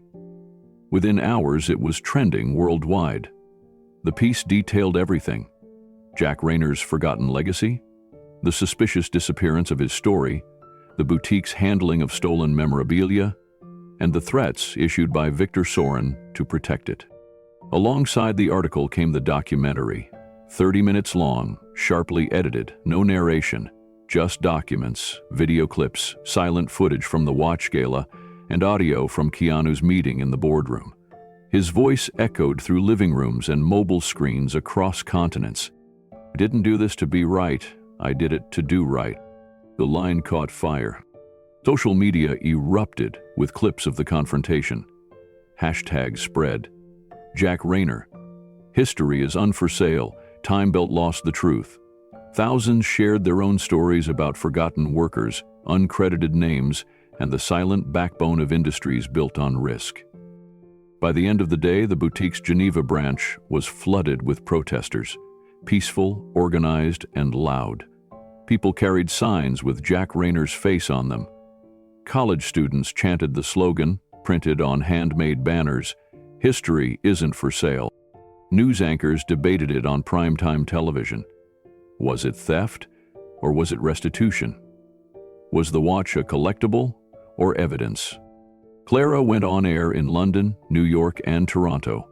Calm, composed, fearless. She shared excerpts of Emma's letter. She played the audio of Laurent, confirming the watch's origin. She never mentioned Keanu's name unless asked, and even then, she deflected credit. "This wasn't about celebrity," she said in one interview. "This was about accountability and the cost of silence." But the backlash came fast. Victor Soren issued a statement calling the coverage reckless, slanderous, and politically motivated. He filed civil lawsuits against 3 media outlets. His lawyers demanded the video footage be taken down. And Keanu? He stayed quiet for a while. The requests came flooding in: morning shows, magazines, podcasts, journalists from every major outlet. Everyone wanted to talk to Keanu. Everyone wanted a quote, a headline, a soundbite that could feed the fire. He declined them all. Until one evening, 2 weeks after the gala, he appeared on a small independent broadcast from Los Angeles. No studio audience, no makeup team. Just a quiet set, a single interviewer, and a chair. The interviewer began with the obvious: "Why now?" Keanu sat still for a moment, then answered, "Because someone asked me for help." Someone brave enough to hold on to a truth no one wanted to hear? The interviewer leaned forward. "There's a lot of debate about what you did, that you trespassed, that you forced a confrontation. Some call it heroic. Others say it's reckless." Keanu didn't hesitate. "I didn't do this to be right. I did it to do right. There's a difference." The clip aired the next day and spread instantly. The phrase echoed through college campuses, across protest signs, into editorials and blog posts. "Do right" became a rallying cry, but not everyone was inspired. Online threats began surfacing, anonymous posts, messages sent to Clara's inbox. Even Emma received a call with no words, just silence on the line. Soren's legal team issued new warnings. If further materials were published, they'd escalate to criminal charges. They claimed defamation, interference with business, reputational damage. But by then, it was too late to contain. Former stunt workers began stepping forward, retired coordinators, anonymous union members. They shared injuries, blacklists, cover-ups. They named names, some matching the ones in Emma's father's journal. One man even revealed a hidden stash of footage, behind-the-scenes reels, showing unsafe set conditions on films that had won awards. Hollywood began to shift. Studios issued rushed statements about safety reevaluations. Unions announced internal reviews. Talk shows brought on stunt professionals to speak about their work, some for the first time ever. And still, Keanu remained mostly silent. He wasn't the face of a movement. He had just lit the match. The world had picked it up. Back in Geneva, the boutique tried to weather the storm. They issued formal statements, hired PR specialists, and rebranded their public messaging. But it wasn't enough. The protests didn't stop. If anything, they grew. People began showing up not just with signs, but with stories. Photos of uncredited relatives, names of mentors lost to accidents, memories of people who never made it into the spotlight. The plaza in front of the boutique became a memorial. Flowers, notes, a candlelit vigil held under a cold spring sky with one framed quote in the center. "I didn't do this to be right. I did it to do right." Victor Sorin stayed out of the public eye, but reports surfaced that his financial holdings were under investigation. Anonymous sources claimed the ARC was facing internal fractures. Several of its board members resigned. Auctions were quietly canceled. Collections pulled from private viewings. One day, the boutique's front window went dark. The glass display was empty. No watches, no velvet stands. Just a single sign taped to the inside, closed for renovation. But everyone knew what that meant. In Los Angeles, a mural appeared on the side of a building just blocks from one of the city's oldest film sets. It showed a man mid-leap, arms outstretched, silhouetted against fire. No name, just the engraving that had started it all, painted in bold white letters beneath him. Time forgives all things. Keanu visited the mural one evening near sunset. No cameras, no announcements. He stood alone on the sidewalk, hands in his coat pockets, watching as two kids rode by on bikes and pointed up at the figure. "That's the guy who saved people, right?" one asked. Keanu didn't correct them. He let the moment live. He walked away as quietly as he had arrived, the sky fading into deep blue behind him. What had begun with a watch in a glass case had become something far bigger. A reckoning. A reminder. And a movement grounded not in noise, but in memory. Because in a world full of headlines and power plays, sometimes the bravest thing anyone can do is remember the ones no one else was willing to. It came in a cream-colored envelope with no return address, tucked among utility bills and flyers. Keanu opened it at his kitchen table, a cup of black coffee in hand, expecting nothing more than routine paperwork. Instead, he found a letter, printed on thick, textured paper with an embossed gold seal at the top. The ARC Collection, final auction notice. He read it slowly. The ARC was dissolving. The once secretive collectors' syndicate, once protected by wealth and privacy, was disbanding, under legal pressure and public backlash. Assets from their collection, hundreds of timepieces, many of them rare or undocumented, were being auctioned off. A final liquidation, an end to their empire. What caught Keanu's attention wasn't the formal language or the list of terms. It was a handwritten line scrawled beneath the letterhead. Lot 184, Dennehy Pocket Watch, 1944, U.S. Army issue, silver case, inner lid engraved, CRK. His hand froze. Beam, Charles Raymond Keanu. His grandfather. His mother had told him about the watch when he was a boy, a simple silver pocket watch, passed down from a friend during the war. It had become a good luck charm, a symbol of survival. When Charles was shipped overseas in 1944, he carried it with him. He returned without it. No one knew what had happened. They assumed it had been lost in the confusion of war, left behind in a trench, stolen, or traded for something needed more. But here it was, a relic, buried in a private vault, cataloged by people who never knew its meaning, just another forgotten heirloom in a sea of other people's memories. Keanu sat with the letter for a long while. He didn't need it for its value. He didn't need it for display. He needed it because it was a piece of his story, a circle not yet closed. He didn't tell anyone, not even Clara. Instead, he contacted a discreet auction liaison, the same one who had helped him once before with a quiet donation. He registered under an alias, declined all press options, and submitted a single bid. The auction would be broadcast privately from Geneva. Digital access was limited, password protected. When the day came, Keanu cleared his schedule. He sat in the back room of his home, blinds drawn, soft light spilling in across the table where his laptop waited. At precisely 11:47 a.m., Lot 184 appeared on screen. The bidding opened at $2,000, 0 cents. It jumped quickly. $4,000, 0 cents, $6.50, $9.20.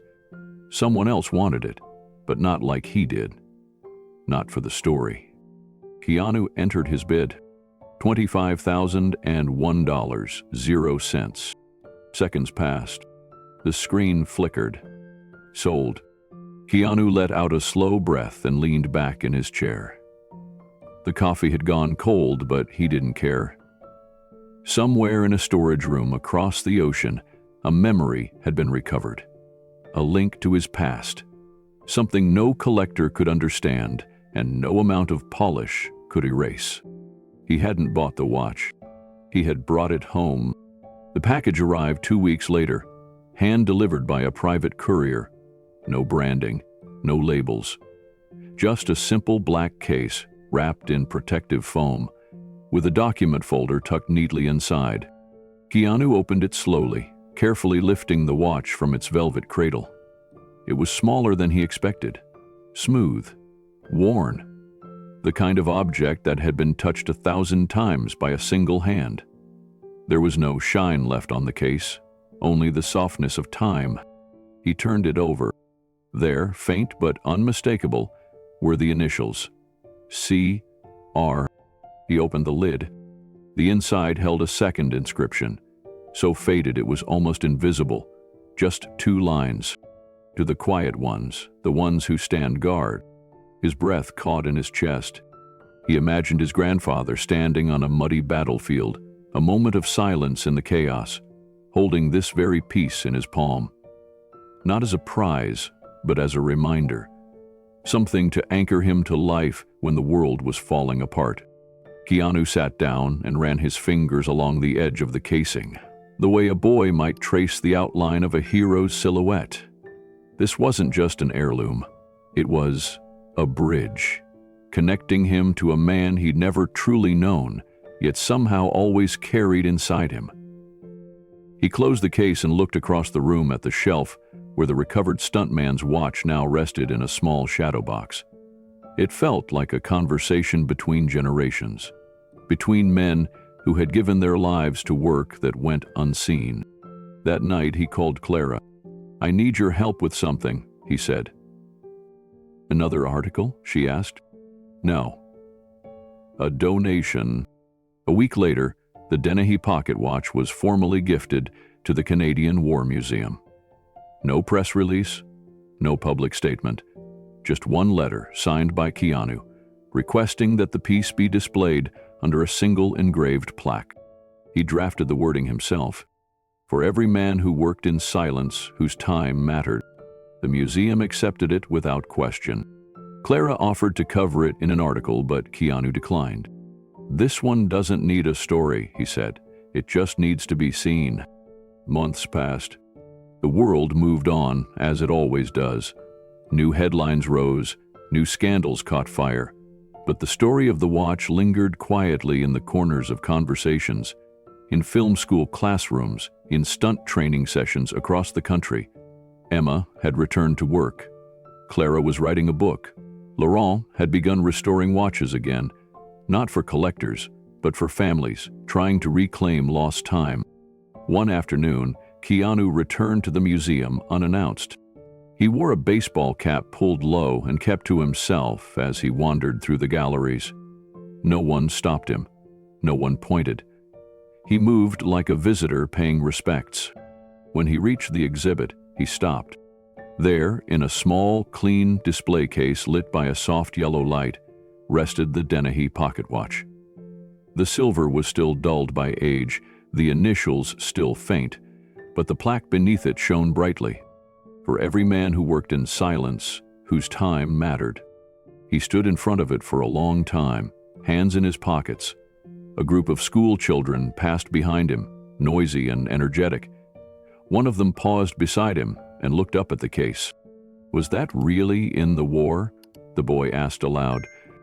His teacher responded gently, "Yes, it belonged to a soldier, a man who helped others but never asked for anything in return."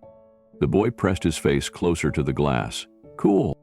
Keanu smiled to himself. He didn't say a word. He left the museum the same way he'd arrived. Quietly, humbly, without drawing attention. As he stepped outside into the cool air, the city moved around him. Taxis, bicycles, people walking fast towards somewhere, but he stood still for just a moment. The story of Jack Rayner had been told. The Ark had fallen. The watch had found its way home. And now, in a museum tucked between history and silence, another forgotten man's memory would tick on, not because of power or fame, but because someone had remembered. Not everything lost stays gone. Not every name fades forever. And sometimes, the smallest pieces, engraved in silver, worn by time, held in trembling hands, can change everything. The call came just after sunset. Keanu was home, sitting by the open window with a book in his lap, when his phone lit up with Emma's name. He answered on the first ring. Her voice was shaking. "Keanu, I found something." She was holding the stuntman's watch, the one he had returned to her weeks ago. She had been cleaning it, gently polishing the inside of the case with a soft cloth, when she noticed something strange. The lining beneath the watch face felt uneven, like a false layer. "I thought it was just age," she said, "but then I used a magnifier. There's a tiny latch behind the hinge. I used a toothpick to press it." There had been a soft click. Inside, folded tightly into a hidden compartment, was a single sheet of paper. Yellowed with age, edges fragile, written in her father's familiar, uneven handwriting. Emma paused on the phone. "I haven't read it all yet, just the first few lines. It's addressed to me." Keanu's chest tightened. "Do you want me to come?" "Yes," she said. "Please." He flew out that night. By morning, he was sitting across from her in the same living room where he had once returned the watch. This time, the velvet box sat open between them, and beside it, laid carefully on a cloth napkin, was the folded letter. Emma opened it slowly. The words inside were few, but they carried a weight no headline ever could. "Emma, if you're reading this, it means something happened to me that I didn't expect. Or maybe something I did. I've been afraid for a while now. Not of pain. I've had plenty of that. But of being forgotten. And worse, of what they'll do to keep their stories safe." The ink faded slightly in places, but the meaning held strong. "There are names. You'll know one of them. You'll know him because he pretends not to see us. His name is Victor Sorin. He's the reason I was shut out.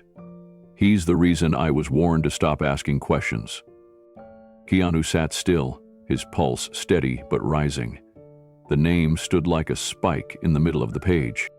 Emma's hands trembled slightly as she kept reading. The letter continued with startling clarity, written in the voice of a man who knew exactly what kind of danger he was in and chose to speak anyway. "I kept records. Not all of them survived, but some are hidden in places they won't think to look. Old gear trunks, double panels, the lining of my fireproof jacket. If you're serious about finding the truth, don't look for heroes. Look for the ones who limped home and never complained." Emma's voice cracked as she read aloud, "Tell Keanu, thank you. He saw me once, not as a stuntman, but as a person. I don't know if I'll get to say it in person. But he should know. When the rig blew that day, I didn't hesitate because I was brave. I did it because I knew he would have done the same for me. Emma stopped reading. Keanu looked down, trying to steady his breathing. There was one more paragraph at the bottom. If this letter survives, and if it ever gets read, I hope the world is ready to believe what it didn't want to see. My name is Jack Rayner. I was hurt, I was silenced, but I was not wrong. And neither are you. They sat in silence after that, the letter resting like a stone between them. Keanu spoke first. It's not just testimony, it's a statement of intent. Emma nodded slowly. It proves he knew what they were doing. Keanu stood and walked to the window. Outside, the wind carried the smell of damp leaves and distant wood smoke. He turned back toward her. This letter has to go to the authorities, not just the press, real investigators, people who can reopen the case. Emma folded the page as carefully as she could, tucking it into a plastic sleeve. Do you think they'll listen this time? Keanu stepped closer. They have no choice now. He made a call to Clara. She was already in Toronto working on a follow-up report. Within 12 hours, a copy of the letter was scanned, authenticated, and transmitted securely to a Canadian federal investigator who had previously flagged the ARC in a broader financial inquiry. It wasn't just about business anymore. Now it was about obstruction. The investigation moved faster than... Within weeks, authorities confirmed the letter's authenticity. A handwriting expert validated it against union reports Jack Rayner had signed years earlier. Cross-referenced details in the letter matched injury logs, stunt schedules, and old set blueprints.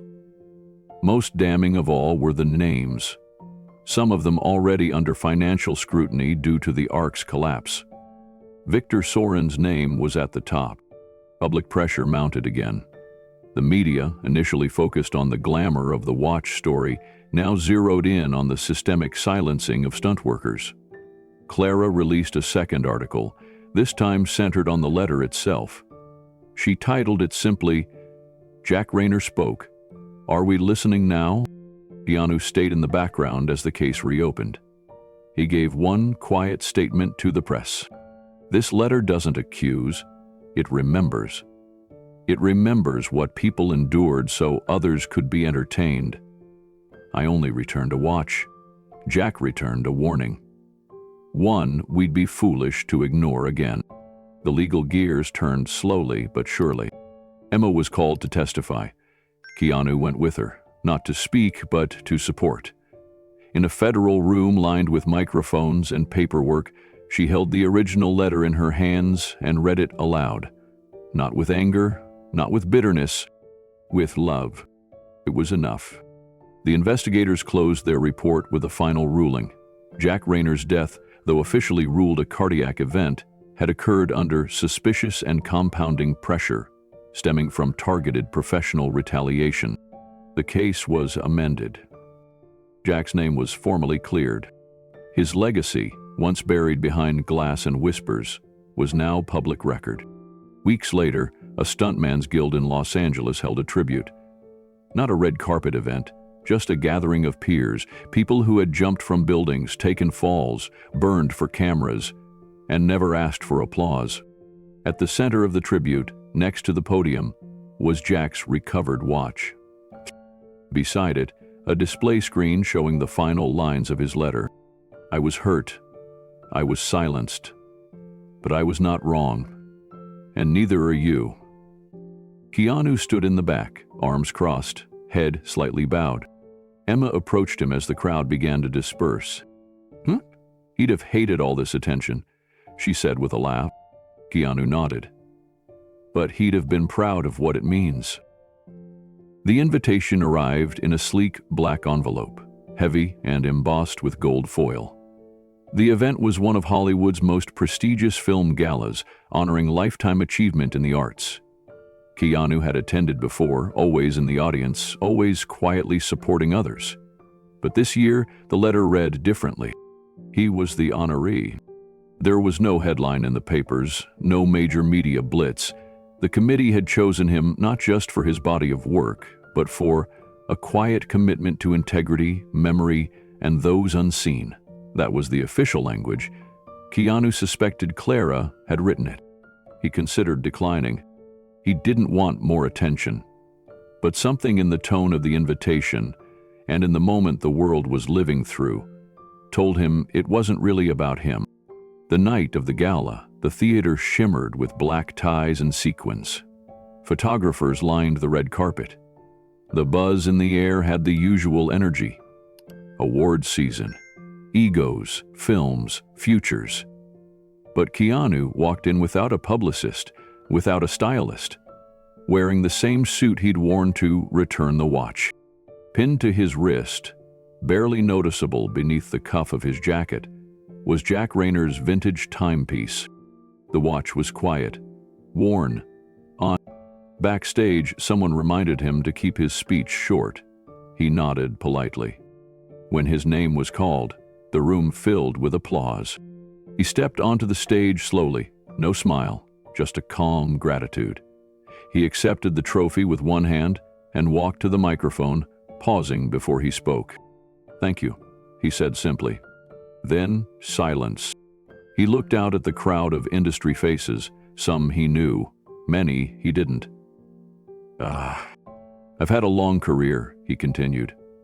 "I've stood in front of cameras for most of my life, but I want to take this moment to acknowledge the people who never stood here, who stood behind the lens, behind the rigging, in fireproof suits, on scaffolding, in silence."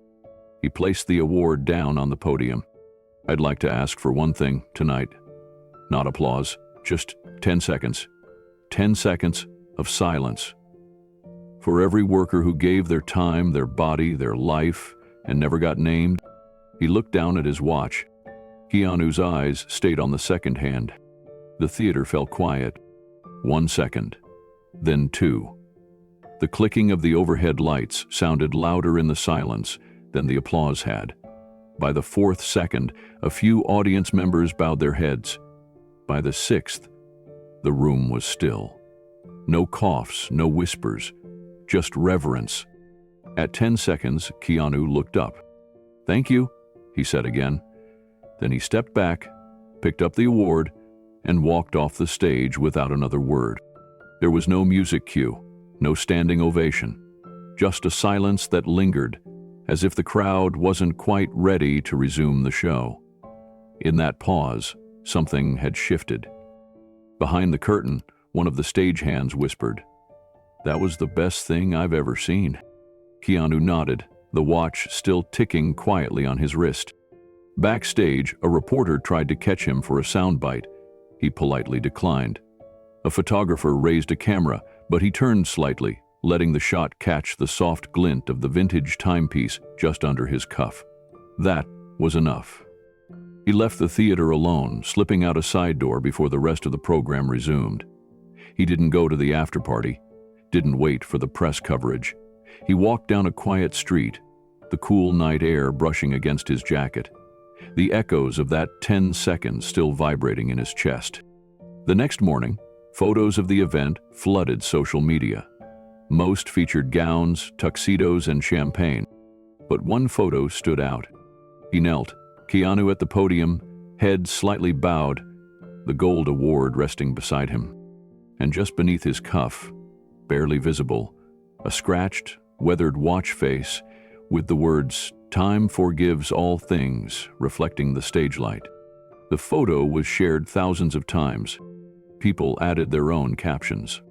This is what remembering looks like. 10 seconds that said more than 10 speeches. Male wore history to the gala? By the afternoon, even major news outlets picked it up. One journalist wrote, "In an age of noise, Keanu gave us quiet, and in that quiet, a generation heard the names we were never taught to say." Weeks later, Keanu passed through Geneva one last time. The boutique was still there, but it no longer looked the same. Gone were the bulletproof glass cases, the velvet curtains, the gleaming logos that once guarded secrets. The store had changed ownership, quietly. The Ark's name had been stripped from all signage. New staff, new management, new rules. But one thing hadn't been removed. Near the entrance, just beside the door, a bronze plaque had been mounted to the stone. It was simple. No logos, no credits. It read, "For those who return time to its rightful owners." Keanu stood in front of it for a long time. A few passers-by recognized him but didn't interrupt. He wasn't there for attention. He was there to witness an ending that didn't require applause. Inside the store, a new manager watched him through the glass. She didn't call anyone. She didn't ask him to come in. She simply gave a respectful nod when their eyes met through the window. He nodded back, and then, just like before, he turned and walked away, this time with no weight pressing on his chest. That night, as his plane crossed over the Atlantic, Keanu opened a notebook in his lap and began writing. Not a script, not a speech, just a list of names, the crew members he remembered, the men and women he'd worked with over the years who never stood in front of a lens but carried every scene on their shoulders. He listed stunt coordinators, lighting grips, sound operators, one by one. The names filled the page. He paused when he reached the last line. Then, carefully, he wrote one more. Jack Rayner. He underlined it once. The watch ticked on his wrist, steady and sure. Some people would remember the story for the auction, others for the gala. But for him, it was about something else entirely. It was about a daughter who refused to stop believing, a man who risked everything to speak, a truth hidden in plain sight, and the quiet return of something far more valuable than gold or silver. Time remembered, time restored, time finally forgiven. Keanu Reeves never chased the spotlight. He never needed to. Fame came, but it never changed the way he saw the world, not through red carpets or cameras, but through the quiet people standing just beyond the lens, the crew members, the stuntmen, the workers whose names rolled past at the end of the credits, often unnoticed, but never undeserving. This wasn't a story about a watch. It was a story about time, and about the people whose time was spent serving something bigger than themselves. Some of them risked their bodies for a few seconds of film. Some went home with bruises instead of trophies. Some never made it home at all. Jack Rayner was one of them. A man who didn't seek fame or recognition, only fairness. A man who took a fall, took the silence, and still believed that one day someone might remember. That day came, not with a lawsuit, not with a press conference, but with a letter in a watch and a promise kept. Keanu didn't return that watch to prove a point. He returned it because a daughter asked, because a man's voice was hidden inside the grooves of a machine, built to measure what we all lose, second by second. When he stood on that stage and asked for 10 seconds of silence, the world paused, not out of obligation, but because something in that moment reminded us of our own unfinished stories, the people we forgot, the names we never learned, the quiet sacrifices made so someone else could shine. In a culture obsessed with fame, one man chose reverence. He walked into a store that mocked him and walked out with history. He wore a scratched timepiece to one of the most glamorous events in cinema. He said thank you to people who had no platform and asked for silence instead of applause. That's not just humility. That's honor. And that's why this story mattered. Keanu didn't do any of this for legacy. He didn't ask for attention. He never raised his voice. But when no one else would stand for the silent ones, he did. Really the difference. Because sometimes the richest people aren't the ones who own the most. They're the ones who understand what time is really worth. Not the kind measured in money or status, but in meaning, in memory, in moments that might have gone unnoticed. had someone not chosen to remember. There was no dramatic final scene, no curtain call, just a name restored, a daughter's voice heard, and a watch ticking quietly on a man's wrist, reminding him that the smallest gestures can echo the loudest. In the end, that's what makes time beautiful. Not how much of it we have, but what we do with the parts we're given, and what we choose to carry forward, especially when the world forgets. So maybe, the next time you see someone behind the scenes, someone overlooked or unspoken for, you'll remember this, and maybe you'll be the one who listens. The one who doesn't need to be seen, but chooses to see. Because that's how change begins, not with volume, but with intention. And maybe, just maybe, that's how time forgives all things. Now, we want to hear from you. Have you ever stood up quietly for something important when no one else was watching? Your stories matter. Your voice could be the one that helps someone else stand up too. And what story should we tell next with Keanu? Drop your ideas in the comments. We read every single one. Thank you for watching.